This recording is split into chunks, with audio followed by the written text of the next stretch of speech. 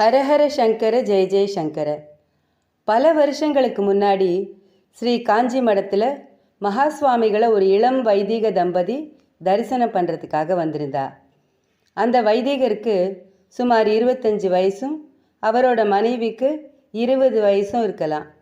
வேற ஒரு பக்தர்கிட்ட பேசின்னு இருந்த ஆச்சாரியால் அதை நிறுத்திட்டு அந்த தம்பதியை நிமிர்ந்து பார்த்தார். அவளை பார்த்ததும் அவருக்கு ரொம்ப சந்தோஷம். பெரியவா உற்சாகத்தோட, ஏண்டாப்பா, நீ மதுரை சேஷு கணபாடிகளோட பிள்ளையாண்டான் ரகுநாதன் தானே? ஆனால் இப்போ உன்னை நான் அப்படி கேட்கக்கூடாது. ஏன்னா இப்போ நீ ரகுநாத சாஸ்திரிகள் ஆயிட்ட. மதுரை பிராந்தியத்தில் உங்கள் அப்பா மாதிரி எல்லாருக்கும் தெரிஞ்சவனாகவும் ஆயிட்ட அப்படின்னு சொல்லிட்டு தொடர்ந்தார். இவ உன் ஆம்படையாள்னு தெரியறது. இவ திருச்சிராப்பள்ளி வைத்தியநாத கணபாடிகளோட பேத்தி சுப்பிரமணிய வாத்தியாரோட ஏக புத்திரி. நான் சொல்கிறது சரிதானே? போன வருஷம் உங்கள் கல்யாண பத்திரிகையை எடுத்துட்டு உங்கள் அப்பா கணபாடிகளும் மாமனார் சுப்பிரமணிய வாத்தியாரும் ஆசீர்வாதத்துக்காக மடத்துக்கு வந்திருந்தாளே, அப்போ நீயும் வந்து நமஸ்காரம் பண்ணின இல்லையா? சரி சரி, இப்போ நீங்கள் ஒத்துமையாக சௌக்கியமாக இருக்கலோன்னு சுவாமிகள் உரிமையோடு கேட்டார். உடனே ரகுநாத சாஸ்திரிகள், உங்கள் அனுகிரகத்தில் ரொம்ப சௌக்கியமாக இருக்கும் பெரியவா அப்படின்னு கைகூப்பி சொன்னார். பெரியவா விடலை. நீ சொல்லிட்ட, உன் ஆம்படையா வாயே திறக்கலையே அப்படின்னு சிரித்தார். உடனே அவரோட மனைவி, என் பேர் அலமேலு பெரியவா, சந்தோஷமாக தான் இருக்கோம். சந்தோஷமாக தான் இருக்கோம்னு வாய் சொன்னாலும் அவளோட குரலில் இழையோடைய வருத்தத்தை கன நேரத்தில் பெரியவா புரிஞ்சுட்டார். இல்லையேம்மா, நீ ஏதோ மனசு வருத்தத்தோடு இருக்கேங்கிறத உன்னோட குரலே சொல்கிறதே. என்ன விஷயம் சொல்லு அப்படின்னு அன்போடு விசாரித்தார் சுவாமிகள். அதெல்லாம் ஒன்றும் இல்லை பெரியவான்னு சமாளித்தா அலமேலு. இல்லை பரவாயில்ல, எதுவானாலும் சொல்லு அப்படின்னு கனிவோடு கேட்டார் சுவாமிகள். அலமேலு தயங்கியபடியே, பெரியவா, எனக்கு தெய்வ பக்தி ரொம்ப ஜாஸ்தி. குழந்தையிலேருந்து சாஸ்திர சம்பிரதாயங்களில் எனக்கு பூரண நம்பிக்கை உண்டு. கல்யாணத்துக்கு முன்னாடி எங்கள் குடும்பத்தோட வேண்டியவாளோட எல்லாம் நிறைய க்ஷேத்ராடனம் பண்ணியிருக்கேன். எனக்கு அது ரொம்ப பிடிக்கும். இப்போ இவரோட கல்யாணமாகி 1 வருஷம் ஆறுது. அதுக்கப்புறம் ஒரு இடத்துக்கும் போகலை பெரியவா, அதுதான் வருத்தம்னு முடிக்கிறதுக்குள்ள, ஏன் ஏன் போக முடியல அப்படின்னு இடைமறித்தார் சுவாமிகள்.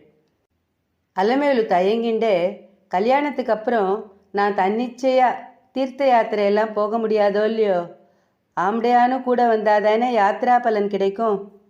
2-3 தடவை கூப்பிட்டேன், வரமாட்டேங்கிறார்.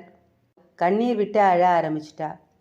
விஷயத்தை புரிஞ்சுட்ட ஆச்சாரியா, அழப்படாது அழப்படாதுன்னு சமாதானம் பண்ணிட்டு, என்ன ரகுநாத சாஸ்திரிகளே, ஆம்படையாளை இப்படி கண்கலங்க விடலாமா? நல்ல விஷயந்தானே சொல்கிறா. தீர்த்த யாத்திரை க்ஷேத்ராடனம் கூப்பிட்டா போயிட்டு வர வேண்டியது தானே, அதில் என்ன சிரமம்னு புருவங்களை உயர்த்தி கேட்டார். ரகுநாத சாஸ்திரிகள் பவ்யமாக சொன்னார்.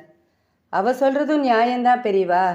ஆனால் 2 மாதத்துக்கு ஒரு தடவை 10 நாளைக்கு குறையாமல் மற்றவாளோடு சேர்ந்து வடதேச க்ஷேத்திரங்களுக்கு யாத்திரை போயிட்டு வரணுங்கிறா. இது நடக்கிற காரியமா பெரியவா?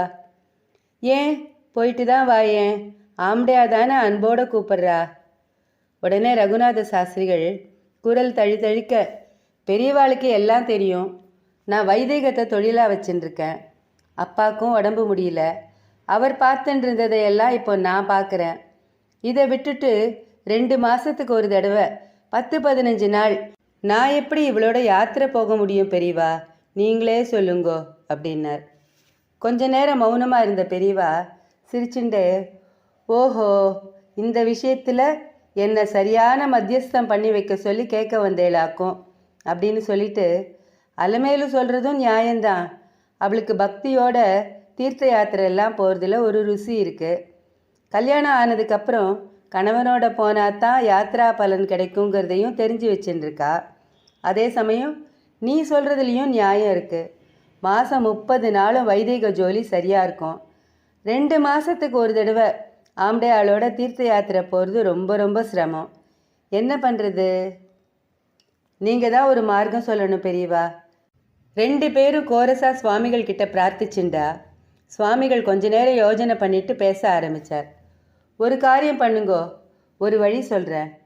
அலமேலு, எப்போ தீர்த்த யாத்திரைக்கு கிளம்பினாலும் நீ புறப்படுறதுக்கு முன்னாடி ஆத்துக்காரரை கிழக்க பார்த்து நிற்க சொல்லி நமஸ்காரம் பண்ணு, பிரார்த்தனை பண்ணிக்கோ. ரகுநாத சாஸ்திரிகளே, உன்னோட மேல் துண்டை ஆம்படையா கிட்ட கொடுத்து, இது நான் உன் கூட தீர்த்த யாத்திரைக்கு வர்றதுக்கு சமம், க்ஷேமமாக போயிட்டு வான்னு ஆசீர்வாதம் பண்ணி அனுப்பு. தம்பதியாக யாத்திரை போன புண்ணியமும் கிடைக்கும், ஒருத்தருக்கும் மனசு கஷ்டம் இருக்காது. என்ன சந்தோஷந்தானே? கனிவோடு கேட்டு பிரசாதம் கொடுத்தார். மகா பெரியவா சொன்ன இந்த பதில் அவளுக்கு ரொம்ப திருப்தியாக இருந்தது. 2 பேருக்கும் பரம சந்தோஷம். பெரியவாளுக்கு நமஸ்காரம் பண்ணிட்டு சந்தோஷமாக புறப்பட்டு போனா. இதை பார்த்துட்டு இருந்த எல்லாரும் பெரியவாளோட சமயோஜிதமான இந்த அனுகிரகத்தை கேட்டு வியந்து போயிட்டா. ஸ்ரீ மகா பெரியவா திருவடிகளே சரணம். ஹர ஹர சங்கர ஜெய ஜெய சங்கர, காஞ்சி சங்கர காமகோட்டி சங்கர.